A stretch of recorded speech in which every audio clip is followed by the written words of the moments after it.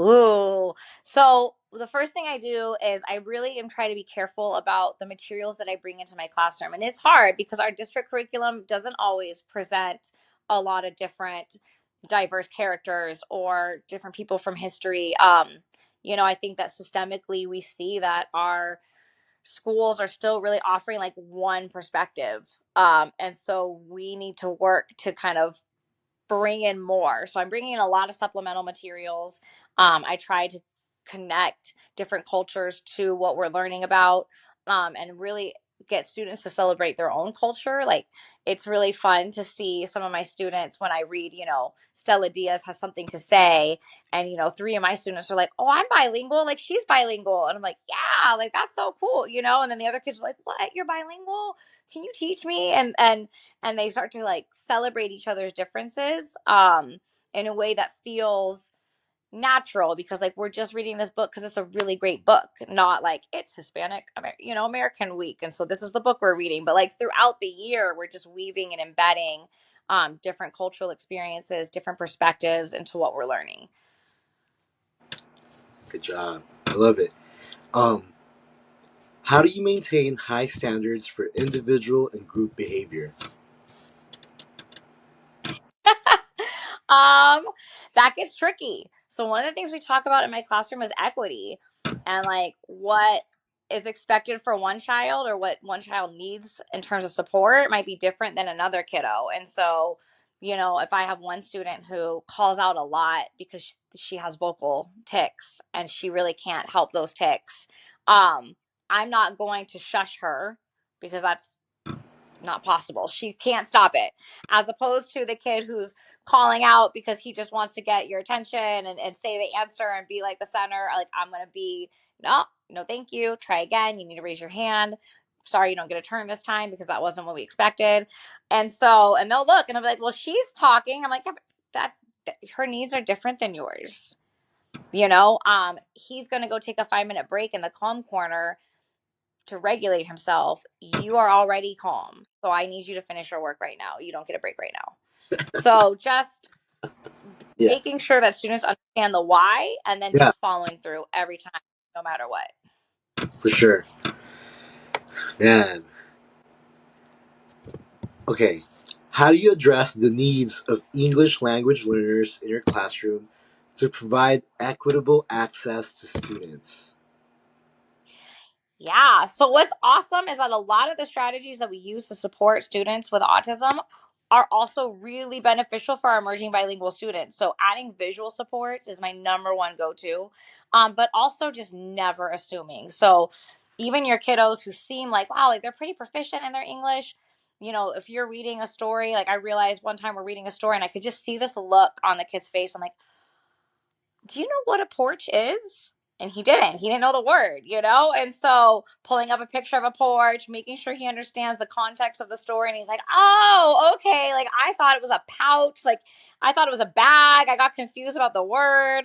So just making sure that I try to front load with a lot of vocabulary anytime we start a new topic, especially if it's like in the sciences and history, like when we're going to see some really academic words that we might not have seen before, with pictures, and we come up with synonyms and antonyms, and we, you know, just make it more accessible in any way I can.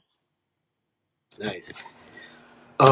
Can you describe an experience in your teaching career where you had to demonstrate your integrity and honesty?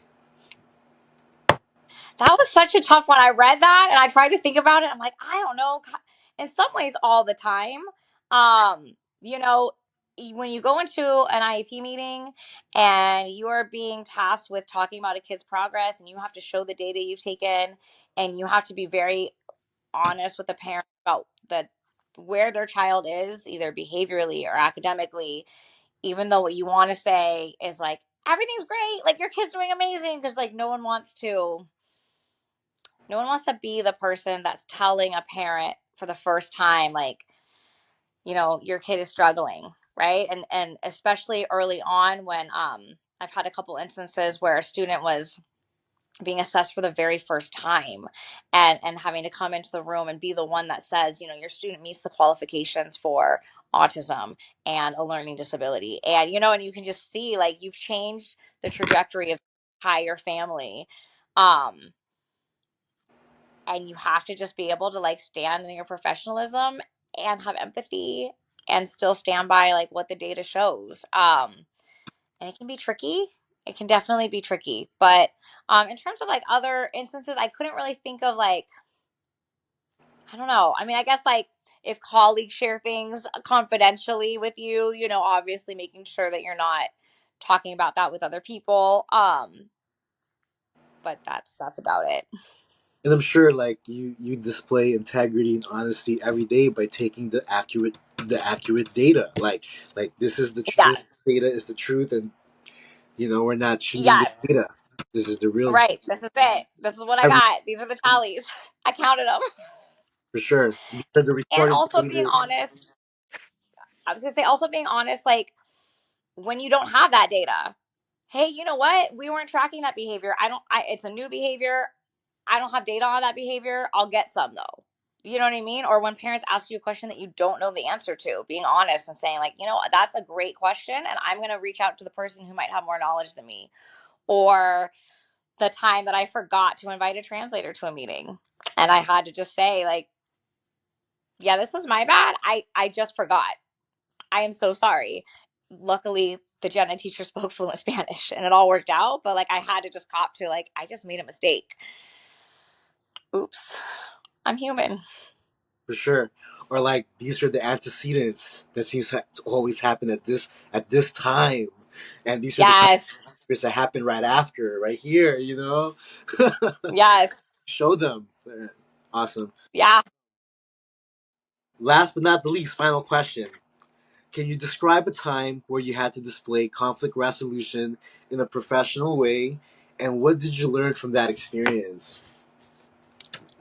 Yes. So this happens a lot when you are managing, paraprofessionals in your classroom. And so I had two women who just were not seeing eye to eye. They were really, really struggling to work in the same classroom, and it was impacting their performance with the kids. Like, it was impacting the energy of the room. Um, and it just made it where, like, I was like, I don't even want to go to work. And, like, I love my classroom. That's my Oh safe no. place. So I was like, and so I had to sit them both down, because one would tell me this and one would tell me that. And I had to kind of put on my big girl, boss jacket and sit down and have them talk it out.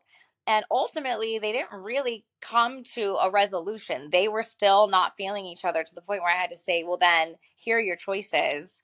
Um, you can transfer out of this classroom, or you can come to work and act like a professional. And, like, that's it. Because I don't need you to like each other, but you must work with each other. And I can't have this level of tension and unprofessional behavior in my classroom. But it was hard because I was, 26 years old, and I'm talking to these women that are, like, old enough to be my mother, and having to, like, lay down this, like, very firm boundary. And it was awkward and it was uncomfortable, and it needed to be done. Hmm. And most important of all, you got to work with the kids. Forget working Yeah, with each other. You got to work on the kids with the kids. exactly. Take your pettiness out. Mrs. White, thank you so much for doing this. I appreciate you. Yeah, You did a absolutely. It great was super job. You fun killed it. again. No, you killed it. Thank you so much. I'm gonna All hit right, you thank you. up. Have a great night. Thank you. All right, thank you. Bye. Yeah.